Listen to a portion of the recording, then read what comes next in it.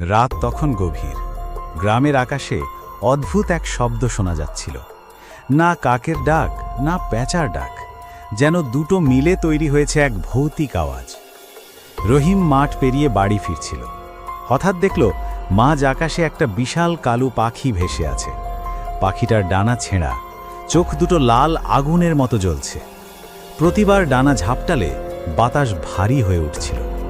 রহিম থেমে গেল।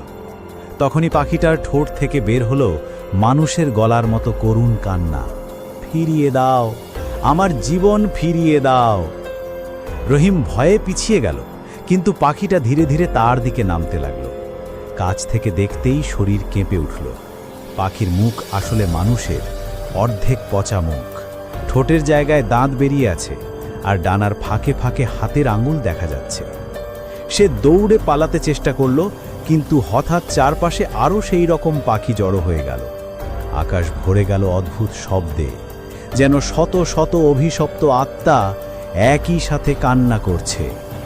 রহিম শেষবার আকাশের দিকে তাকিয়ে দেখল একটা পাখি সোজা নেমে এসে তার ছায়া মাটির সাথে গিলে ফেলল। তারপর সব অন্ধকার।